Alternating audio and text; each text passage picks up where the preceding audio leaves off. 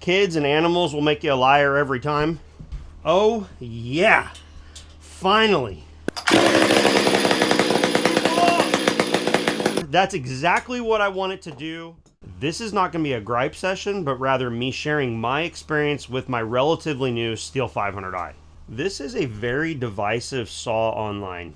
I didn't realize when I purchased this and started making videos about it, but generally you have a lot of banter from people that don't like STIHL, they like Husqvarna, they like Echo or whatever, and normally STIHL fans are just all about STIHL saws in general, whether it's an MS-170 or a 661 or whatever. However, I found that not to be the case on this saw. Within the STIHL chainsaw camp, there's people that love them and there's people that adamantly hate them. But how can you hate a face as pretty as this? In my opinion, this saw really is almost the one to beat in terms of operation, power, weight, and if everything's working like it ought to, starting, stopping, and all-weather, you know, just reliability. But that's what we're going to talk about. And to preface this conversation, I want to be clear that I have shared my experience with all of these saws from the get-go. This saw right here had a lot of attention on it early on in my channel. That saw didn't operate properly, and I'm starting to wonder, is there something about my environment? Is there something that is strange about my scenario that is causing strange issues on some of these pieces of equipment? So let's get down to what I want to talk about. This saw has not been a great starter cold. This is a cold start, or at least a non-starting day. This thing's got to pump up a few times. It's the weirdest bulb ever.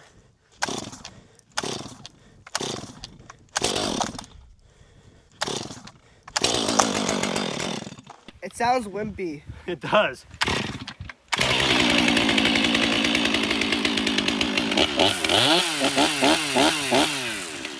When it's hot, it does pretty good. Generally, you know, I would like it to do better, in all honesty. But when it's cold, it is not good. I'm going to follow the instructions to the T. And this is something that I haven't done, honestly. We're going to go ahead and pump this bulb 8 times. That's 1, 2, and you can see this was not full. I probably should have showed you that before. This saw is cold. It hasn't ran in a week. That's 3, 4, 5, 6, 7, 8. All right, we got 8 pumps. Let's real quickly take a look at the air cleaner. I just want to make sure that this is not just obnoxiously clogged up. I want to show you what we got here. It's not perfectly tidy, but at the same time, the saw ought to operate just fine under these conditions. It's not optimal in most scenarios. But again, this is, you know, it's not a brand new cleaner, guys. Let's put this back on. We've pumped that 8 times. The user manual states, let's see here, it tells you, press the manual at least 8 times. This is the STIHL 500i user manual here, okay? It tells you to use the decomp valve. I hate using the decomp valve. I've never used the decomp valve, and in reality, when you're just picking up a saw, running it, you just pull it and go. That's how I pretty much operate on most of these, and many of them actually have the decomps removed. I've left this saw stock up until today. So, we did the 8 button presses. I'm going to press it one more time. Guys, it's not going to hurt. You're just priming or purging, however you want to say it. That's how you're doing it, okay? So, we have the decomp pressed. Let's see what happens.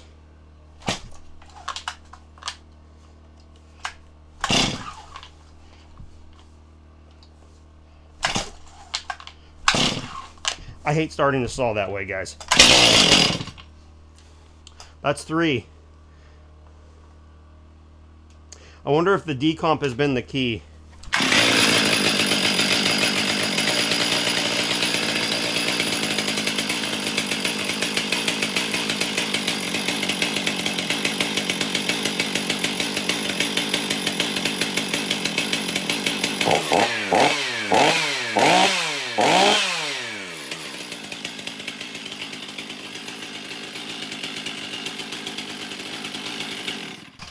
What's that saying? Kids and animals will make you a liar every time. I don't know what the deal is there, but that saw just started on third pull and it also stayed running. What I've experienced, and this has been on video numerous times, is me drop starting that saw. Now, I've never pressed the decomp, okay? I would like to know down in the comment section, do you guys use your decomp? I can tell you that I have experience with 500i starting second pull. That was kind of, well, dude, I was trying to do it in my crotch. Just the way the manual tells you. But in reality, I drop start most of the time. What is your guys' experience with that? The reality is when you turn on the camera, you don't exactly know how things are gonna go. That was the best start this saw has ever had. And I'm wondering if maybe there's just something that, I don't know, maybe it's the decomp, guys. I really don't know. However, that doesn't change the fact that I'm gonna still move forward with one of the things that I wanted to do to improve this saw.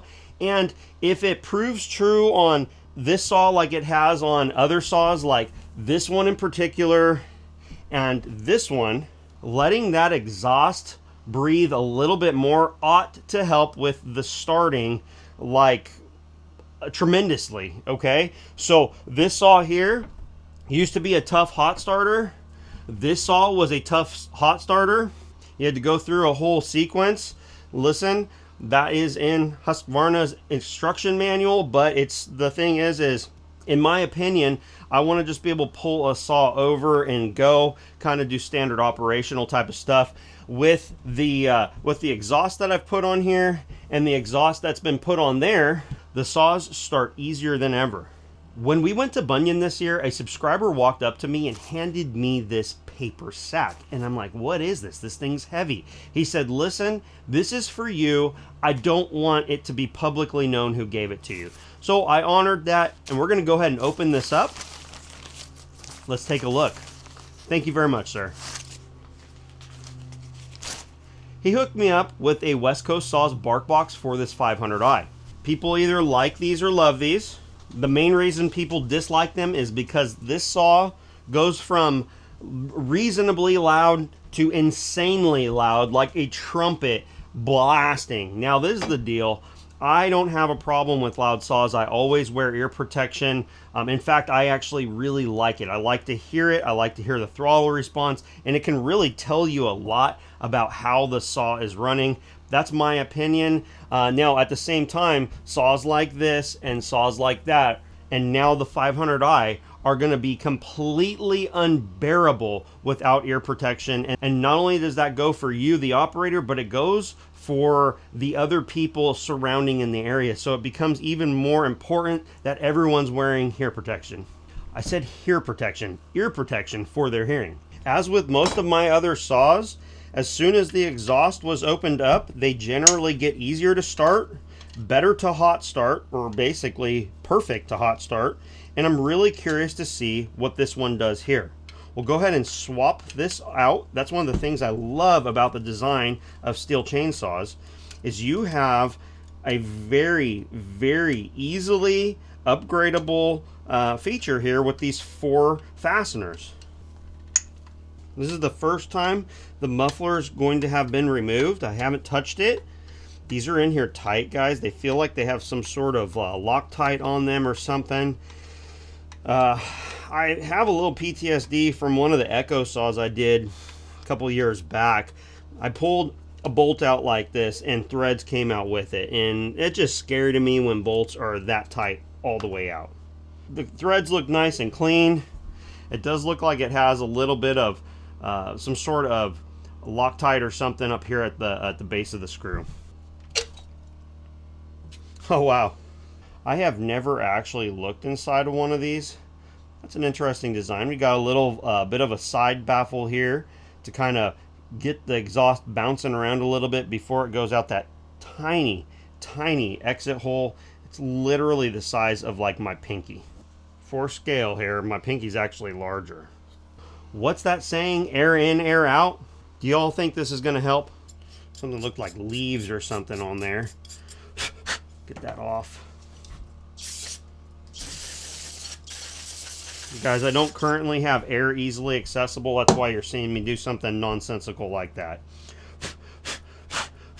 There was a gasket around here that's kind of peeled off, kind of funky.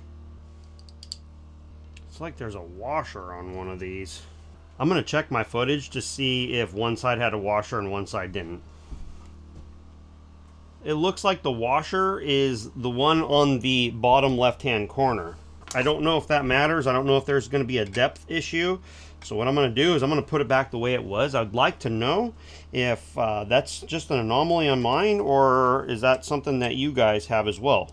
What's the reasoning for that?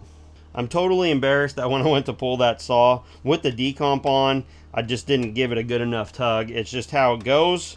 I drop start this thing all the time, guys. That's just how I start it.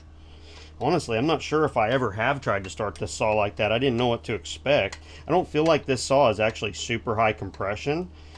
I guess I just didn't give it enough muscle. What a beautiful piece right here, everyone. I've seen guys strip these out. I don't know what's the deal with that, so I'm a little concerned on tightening it. But you gotta tighten it.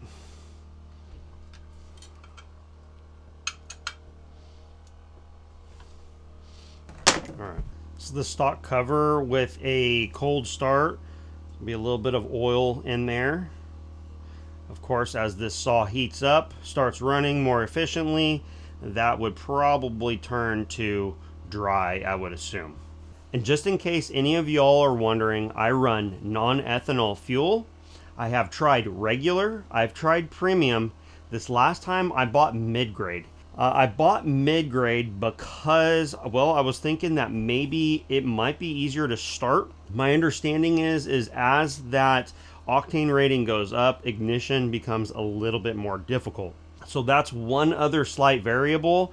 This fuel had a partial tank of the premium, and then I put the mid-grade in it. More than likely, it doesn't matter. We've got 40-to-1 red armor in there.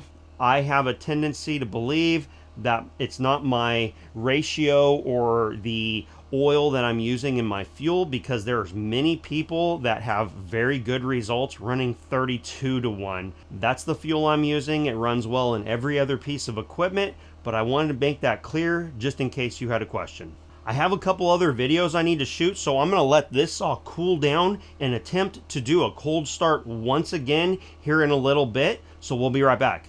I've shot 2 other videos, a square ground chain sent to me by, and converting my 2511 to quarter pitch. I'm excited to get those running, but now this 500i ought to have cooled down enough to see if maybe it starts up the same, different, or whatever. This is gonna be first start, guys, and this thing is gonna rip here in the shed. This saw has been sitting for maybe an hour and a half or so. We're gonna pump this 8 times, 2, 3, 4, 5, 6, 7, 8. I don't need the chain brake. We're gonna push the decomp like I did last time. This is gonna be loud, everybody. Let's see.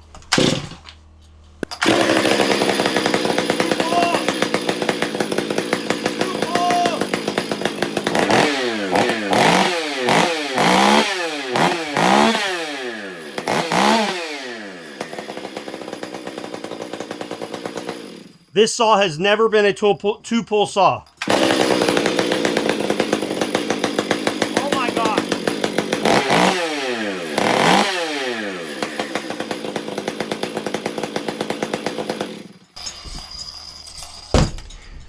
I have never had this saw start with 2 pulls ever. That's exactly what I want it to do.